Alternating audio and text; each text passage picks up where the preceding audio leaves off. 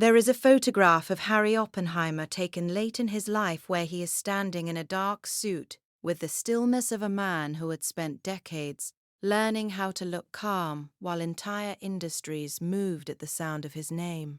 He appears exactly as men like him are supposed to appear: controlled, educated, immaculate, the civilized face of extraordinary wealth.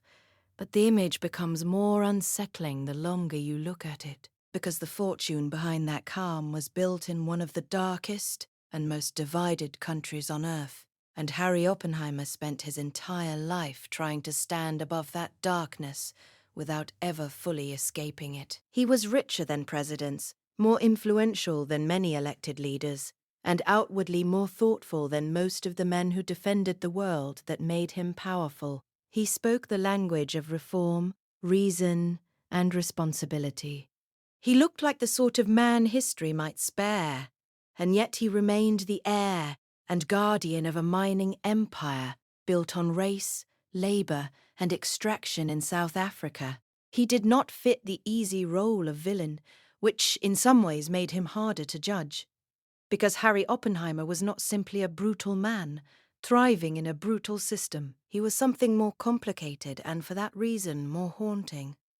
A man intelligent enough to understand the moral disaster around him, but never willing to step far enough away from it to make himself clean. This is the story of how the Diamond King of South Africa became one of the most powerful men in the world, why he spent decades trying to present himself as the reasonable face of an unreasonable order, and why all his wealth, influence, and polish could never buy him distance from the country that made him.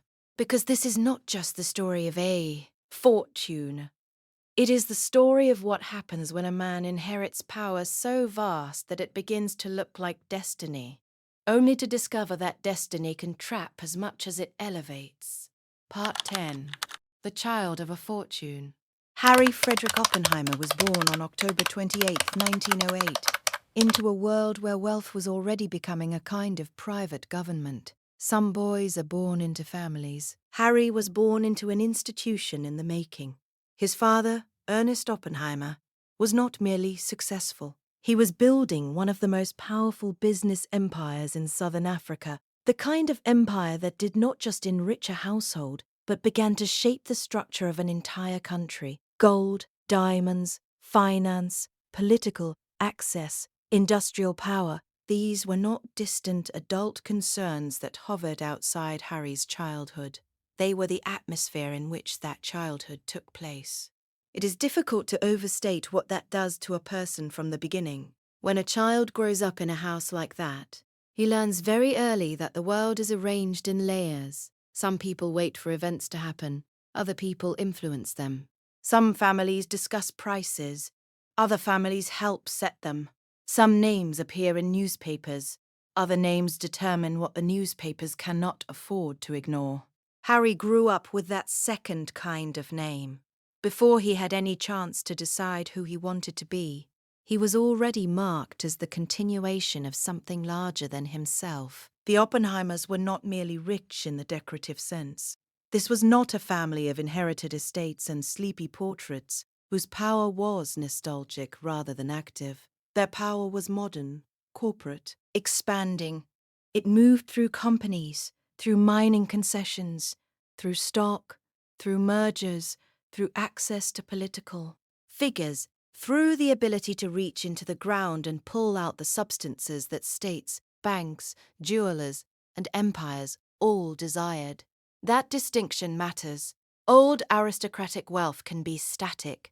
Oppenheimer wealth was kinetic. It moved, it acquired, it reorganized, it spread. And South Africa, of course, was the ideal and horrifying place for such a fortune to grow. Because the country's vast mineral wealth had never existed apart from race, labor, and control. The mines did not sit in a neutral landscape. They sat in a society where power, law, and economic need were being shaped into a system that would eventually become one of the most notorious racial orders in modern history. Before apartheid became a formal word stamped into global consciousness, Many of its economic assumptions were already there. Cheap black labor, rigid hierarchy, white ownership. The belief that the wealth of the land could be organized upward into a small circle of hands, while the cost would be borne downward by those with the least ability to resist. Harry was born into that, not as a helpless laborer, not as an observer, as an heir. He received the education expected of a boy, being prepared not just for success, but for significance. Charterhouse, then Oxford, then Oxford. These were not merely schools, they were finishing rooms for the kind of men who would later enter public life with perfect posture and complete confidence. Institutions like that do more than teach history and literature. They teach command. They teach tone. They teach a young man how to speak in such a way that others assume there must be substance behind the voice even before he has fully proved it. Harry learned those lessons well. He was intelligent, articulate, composed, and serious. He did not carry himself like a man, trying to impress a room. He carried himself like someone who assumed the room had already understood what he was. There is something important here. Harry Oppenheimer did not become powerful by cultivating the rough charisma of a frontier magnate. He was not one of those men who looked as if they had clawed their way through chaos and still enjoyed the smell of it. His power was more unsettling, precisely because it came wrapped in restraint. He seemed educated enough to know better, polished enough to appear responsible, and thoughtful enough to understand moral complexity. That would define almost everything about how the world later judged him. By the time Harry was old enough to enter the family business seriously, Ernest Oppenheimer had already done the foundational work of building an empire. Anglo-American had become one of the great engines of mining capital. De Beers, long associated with control over the diamond trade, had become the stuff of financial mythology. Under Ernest, these were not just profitable concerns. They were instruments. Through them, one could influence employment, trade, investment, political leverage, international perception, and the future of Southern African industry itself. For a son, inheriting that sort of world can be both a privilege and a trap. The privilege is obvious: money, education, access, certainty, protection from ordinary fear. But the trap is quieter. A man born into an empire is rarely allowed the freedom of a man who builds himself. The future is already speaking to him before he is ready to answer. Every gift comes bundled with expectation.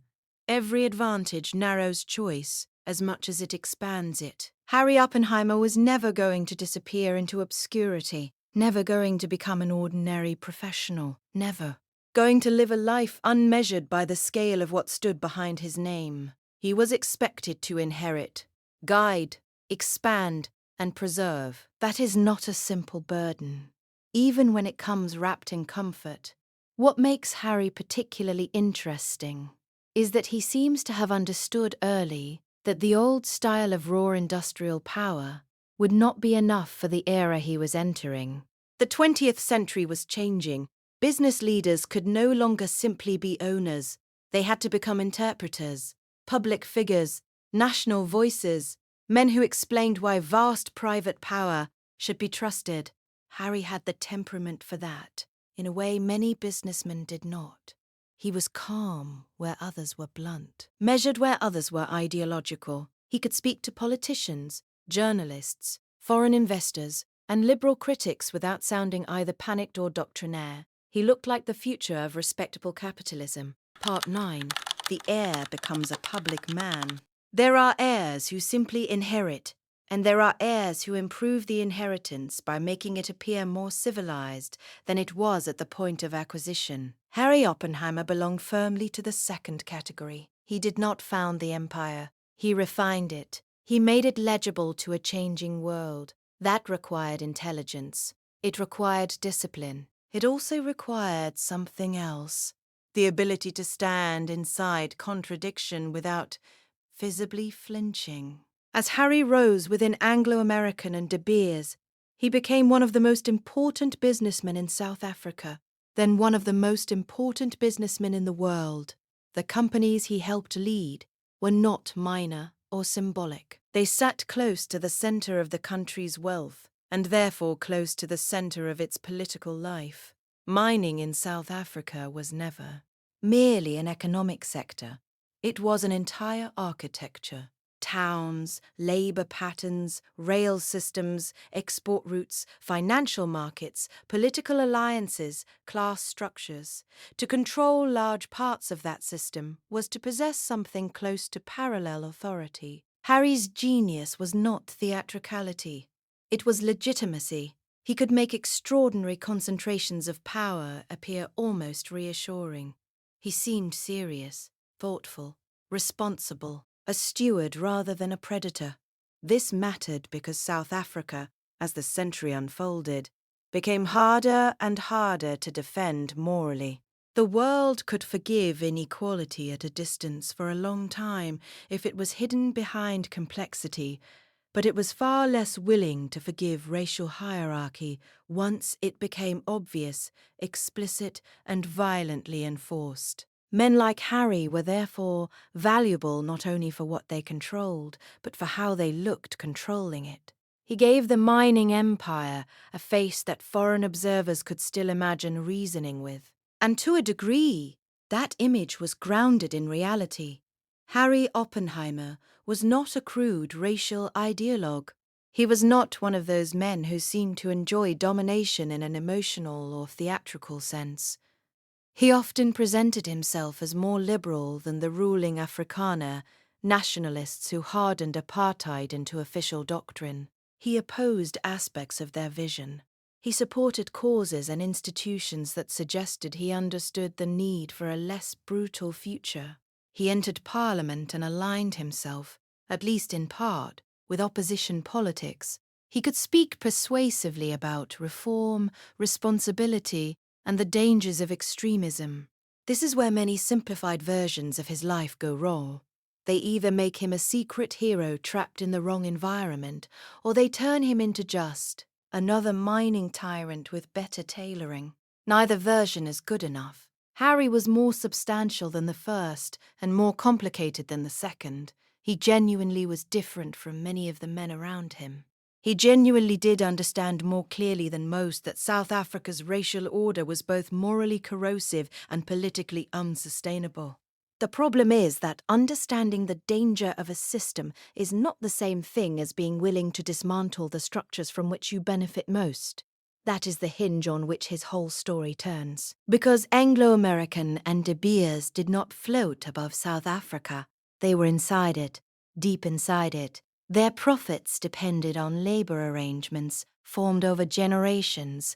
Their scale depended on a country where black labor could be organized cheaply and controlled tightly. Their security depended on a wider political system that protected white ownership and managerial authority. Even if Harry disliked the ugliest forms of apartheid, even if he feared its long-term consequences, even if he wished some version of reform would come, he remained one of the most powerful custodians of an economy that had been built precisely through those inequalities.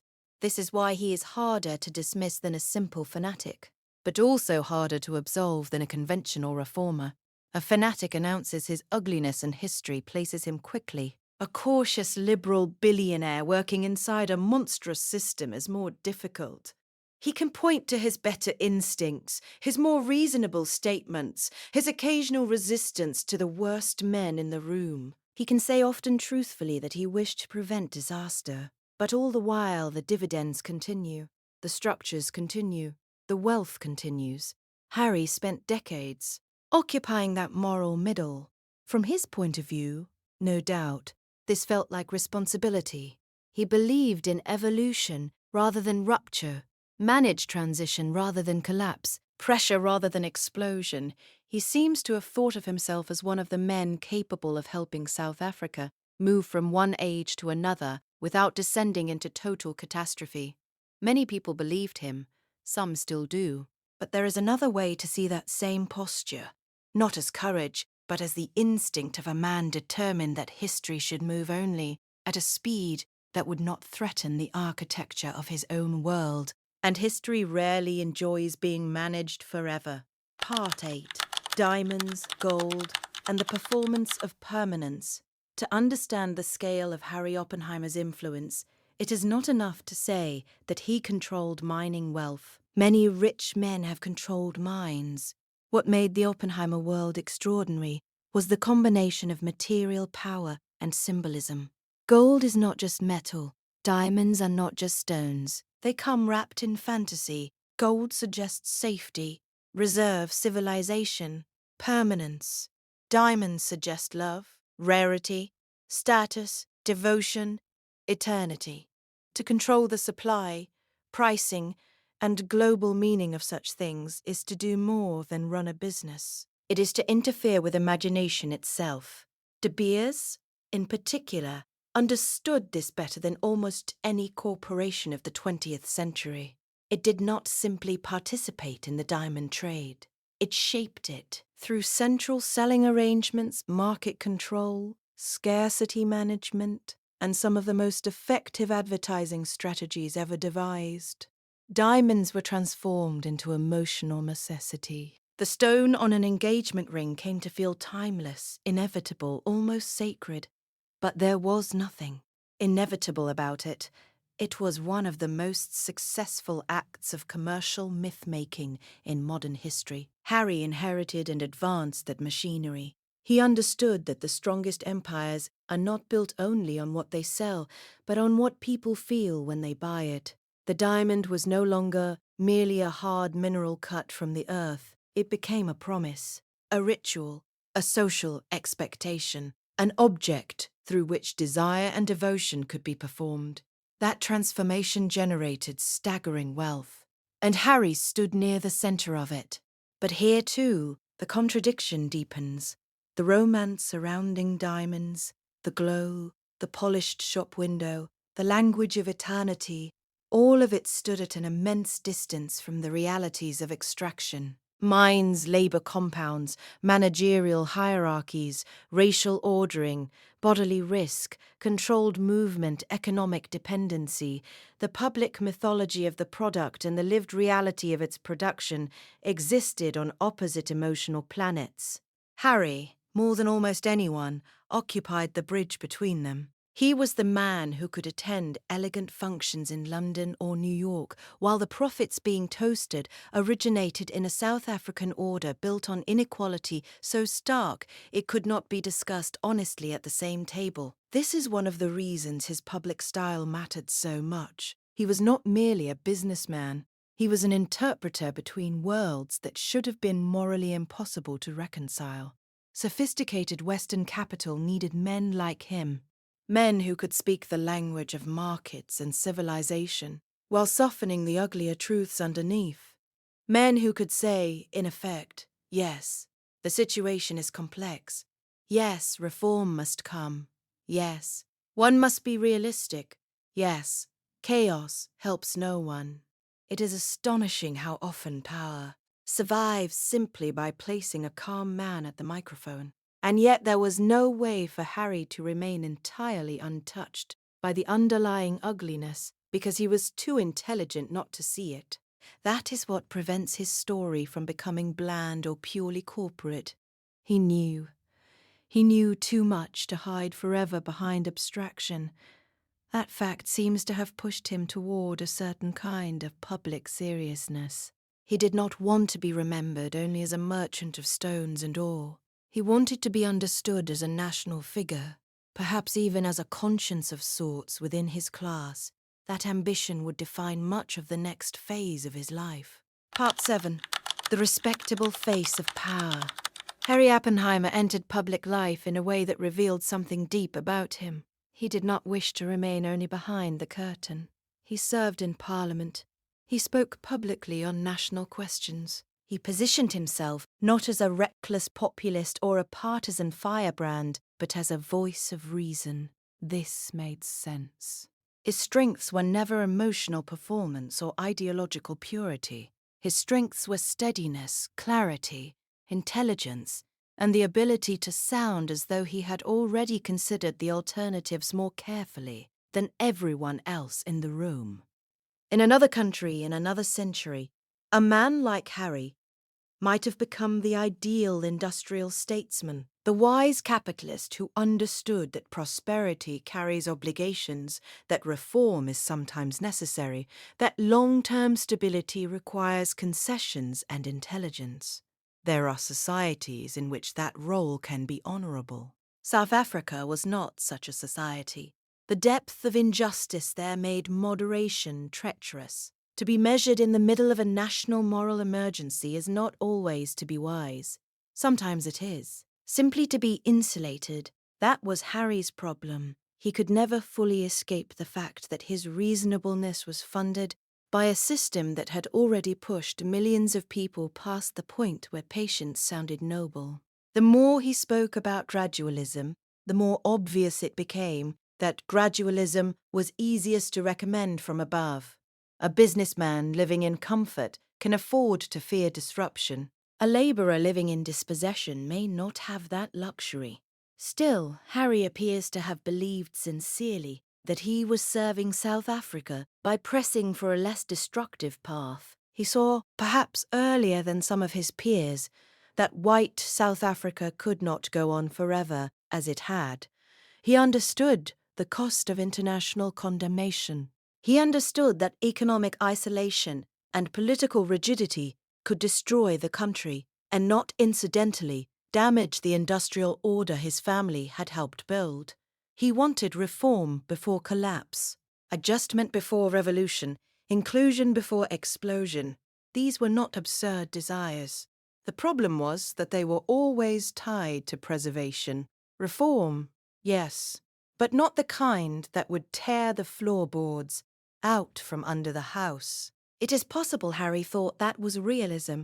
It is equally possible that realism and self-interest had become so intertwined in his mind that he could no longer easily tell them apart. The deeper tragedy is that men like Harry often become attached to their own moderation as if it were a form of moral heroism. He was not a screaming extremist. He was not a crude racist in public. He was not blind to suffering. Therefore, compared with the true zealots of the age, he must have looked to himself, and to many others like one of the adults in the room. But being the adult in the room is not the same as being willing to surrender the arrangement that keeps the room comfortable. That distinction would haunt his legacy. Part 6. The private man behind the public calm.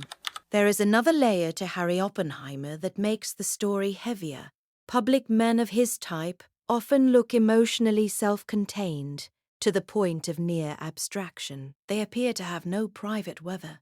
They glide from boardroom to speech to diplomatic dinner with the same composed face, and people begin to imagine that composure is all there is.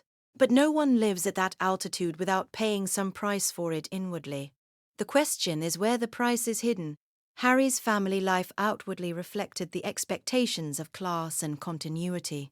He married Bridget McCall. There were children, homes, legacy, the carefully maintained image of order. The Oppenheimer household, from the outside, would have looked like one of those dynastic structures built to reassure the world that great wealth could also be stable, serious, and cultivated. Yet family life inside dynasties is rarely simple. A father like Harry is never just a father. He is an institution who also happens to sit at the head of the table. His moods affect not only relationships but inheritances, expectations, futures. It is not necessary to invent melodrama to sense the emotional cost of that. Men raised to preserve empires are often taught discipline before tenderness. They learn control before candor. They understand responsibility in the language of duty and continuity long before they understand it as emotional presence. Harry seems to have embodied that old style fully, preserved, serious, not cold exactly, but shaped by a world in which feeling was something to be managed carefully rather than displayed freely. It gave him authority. It may also have created distance.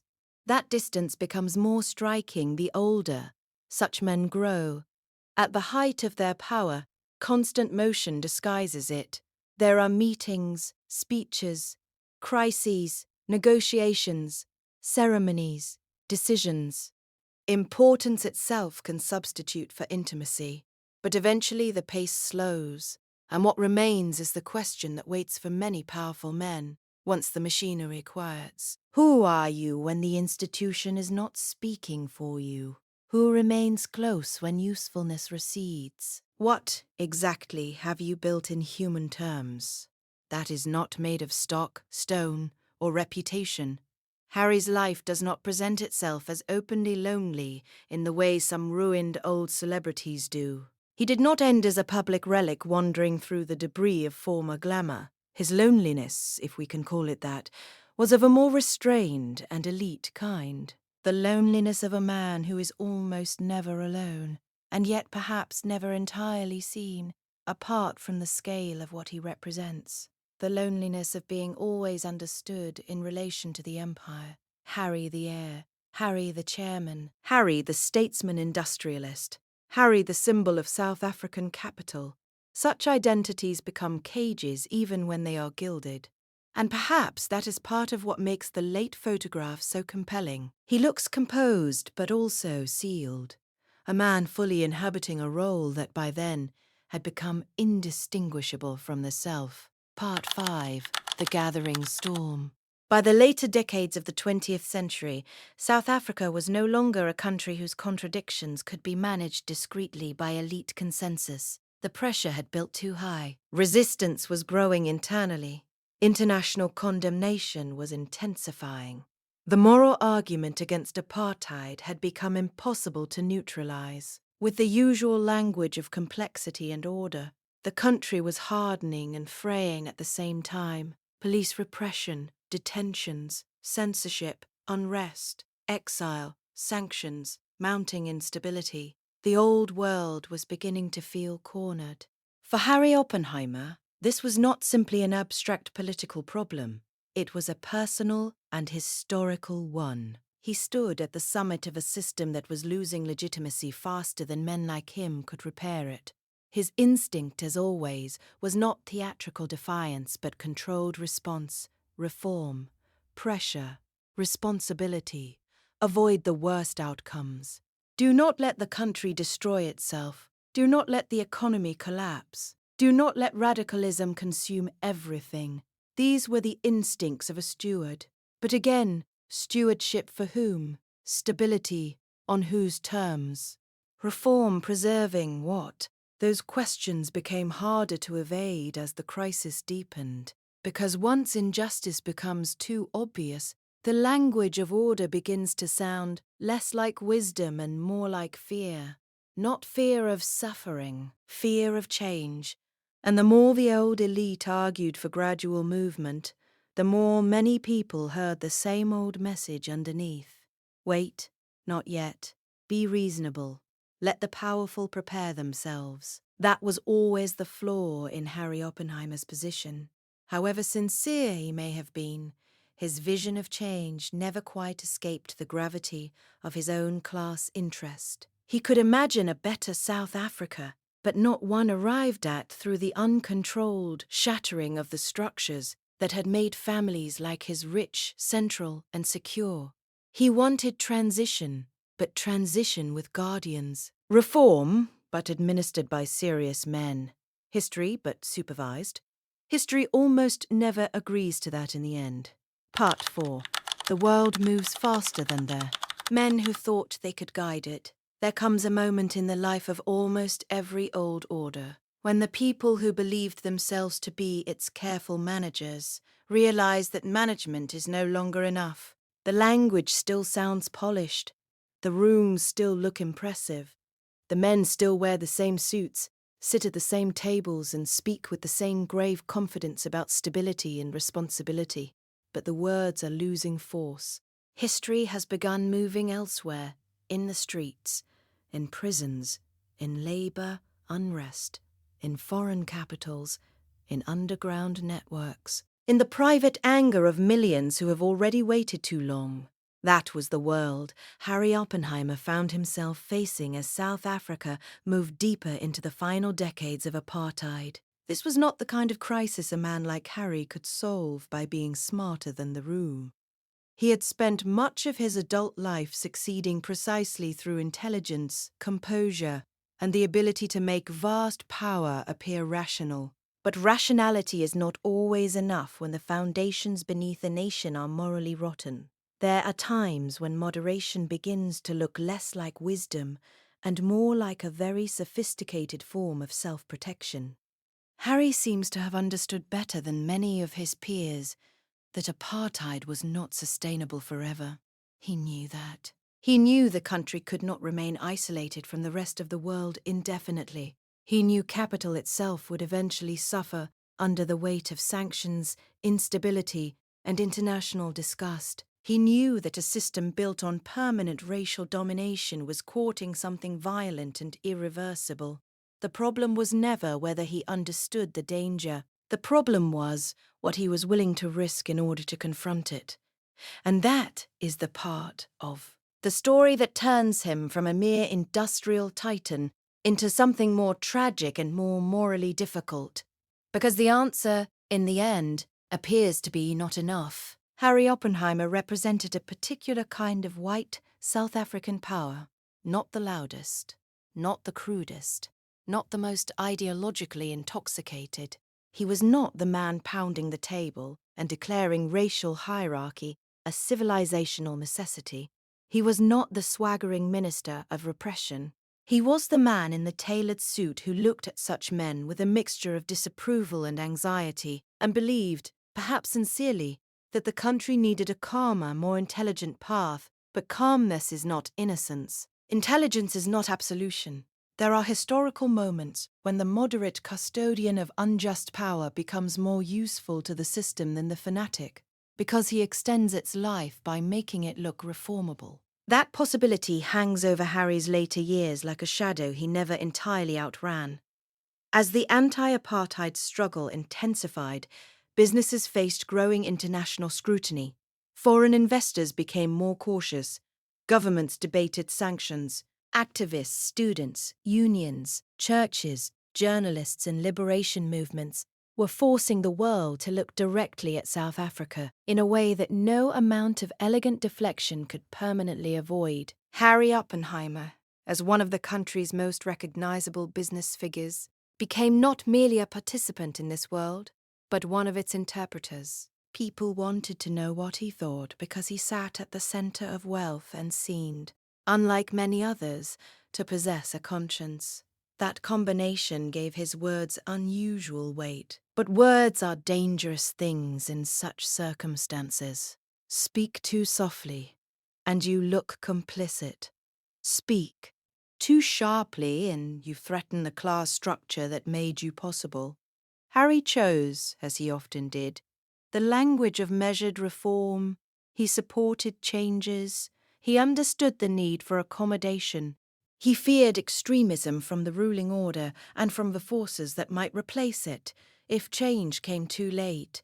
He wanted a settlement, an orderly transition, a future in which South Africa could remain economically functioning, internationally connected, and politically transformed without descending into total upheaval. The desire itself was not unreasonable. In fact, it was understandable. The problem is that understandable desires can still be morally insufficient. To the people who had lived under the daily humiliations and violence of apartheid, gradualism could sound like one more refined request for patience from those who had already extracted everything they could from delay. Harry may have believed he was helping prepare the way for a better South Africa. Many around him likely believed the same. But from another angle, he was also helping preserve elite control over the terms in which that better South Africa might arrive. Change, yes, but negotiated by serious men, controlled by institutions, managed by those with property, education, and influence. Once again, the old pattern reasserted itself. Harry could imagine justice. He simply preferred it administered from above. There is something almost painfully recognizable in that. It is the instinct of the responsible elite throughout history. The conviction that moral change is necessary, but only if it can be made orderly enough not to terrify those who have the most to lose. Harry Oppenheimer, for all his intelligence, never seems to have fully escaped that instinct. Perhaps no one born into his position truly could. Part 3. Mandela, Transition, and the Limits of Respectable Power. When Nelson Mandela was released from prison in 1990, South Africa changed in an instant, even if the practical transformation would still take time. One age had broken, another had begun. The release did not solve the country's problems overnight, but it destroyed forever the illusion that the old order could continue pretending permanence. The man the regime had tried to contain had walked out into the world with more moral authority than almost anyone alive. Against that kind of historical force, boardroom caution could no longer pretend to be the main engine of the future. For Harry Oppenheimer, this must have been one of the most revealing periods of his life. Not because he opposed Mandela in the crude sense. He did not belong to that camp of bitter reactionary men who wanted South Africa frozen in moral ugliness until the last possible second. Harry appears to have understood the importance of transition and the necessity of change. He was not blind to what Mandela represented. In fact, men like Harry often prefer to see themselves as the practical bridge between old wealth and new legitimacy. The problem is that history rarely remembers bridge figures with the clarity they reserve for those who created the moral break itself. Mandela emerged as the towering figure of South Africa's rebirth, not because he had managed the old order responsibly, but because he had stood against it and endured what that resistance cost. Compared with that, the role of liberal capitalists who had urged gradual reform from inside the house inevitably shrank. Their importance did not vanish entirely. They remained part of the transition, part of the negotiation, part of the broader set of forces that helped avert civil catastrophe, but the centre of moral gravity had shifted decisively away from them. That shift matters enormously for understanding Harry's legacy, because for decades, men like him had been able to believe that their intelligence, restraint, and international respectability made them indispensable to South Africa's future. Then suddenly the future arrived wearing a different face. Not the face of elite stewardship, but the face of moral struggle, sacrifice, and political transformation on a scale too large to be choreographed by mining dynasties. Harry had spent a lifetime near the summit of power, only to discover that power is not the same thing as historical authorship. He could influence, he could negotiate, he could advise, but he could not define the age that replaced his own. There is a sadness in that, even if one does not feel compelled to pity him. To be born into one of the greatest fortunes in the country, to spend decades believing you are one of the serious men safeguarding its future, and then to watch the decisive moral turn arrive from beyond the world that formed you. That is not a trivial humiliation. It is the kind of realization that leaves a mark on a man, even if he never speaks it aloud. And Harry, being Harry, would not have spoken it aloud in dramatic terms. Men of his type rarely confess to historical displacement directly. They absorb it into language about responsibility, progress, realism, reconciliation.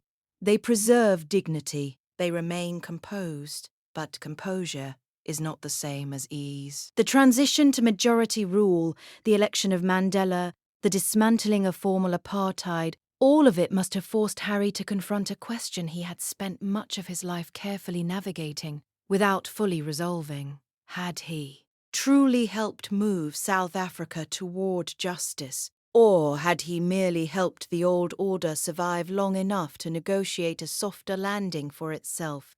That is not an accusation that can be answered simply. It is the question his whole life leaves behind. Part 2. The Old Man and the Empire's Afterlife.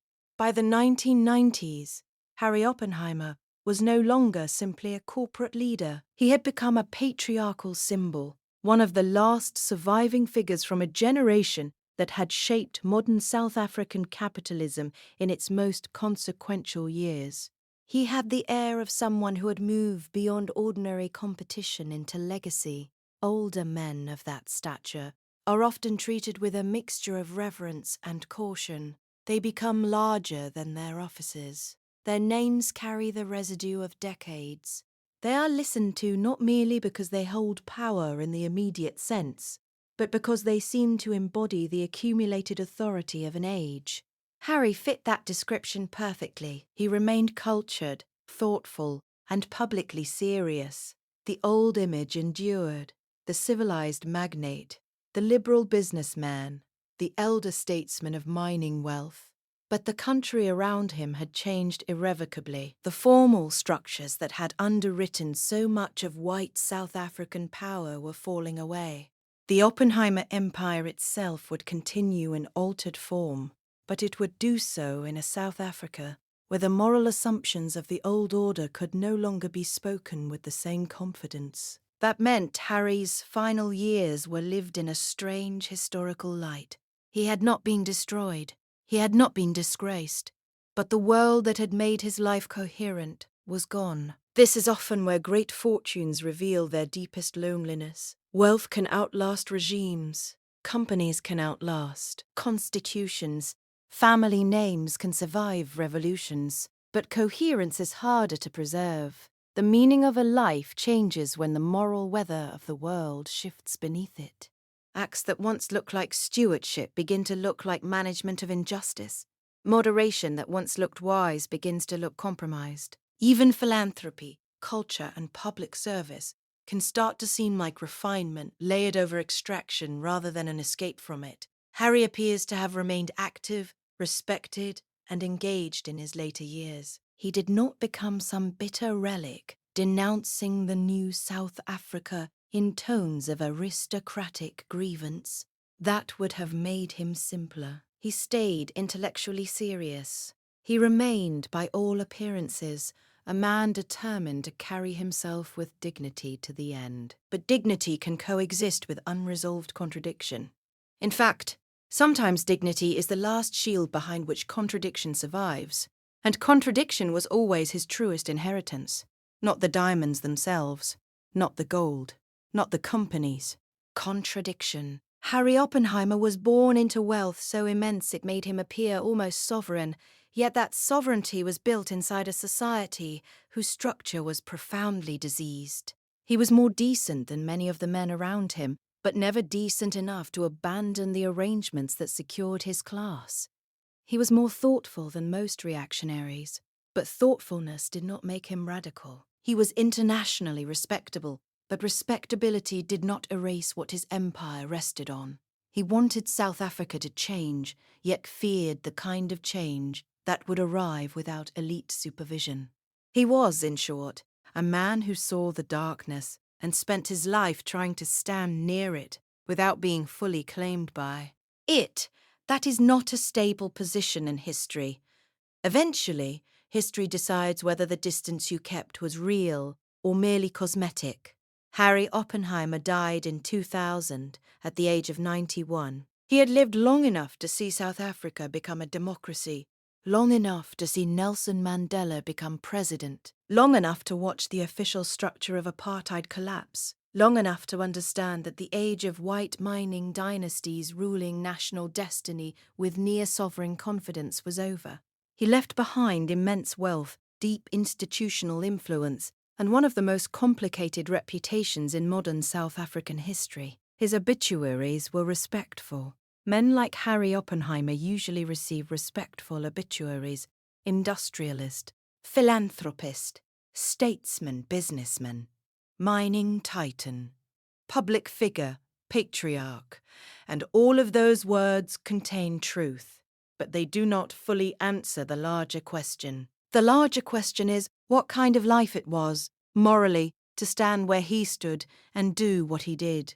Not whether he was intelligent. He was. Not whether he was more liberal than many of his peers. He was. Not whether he helped nudge South Africa toward a less catastrophic future than it might otherwise have faced. He may well have, The question is whether any of that can finally outweigh the deeper fact that his fortune, status, and identity remained inseparable from a system of extraction and racial hierarchy he never fully broke from. Part 1.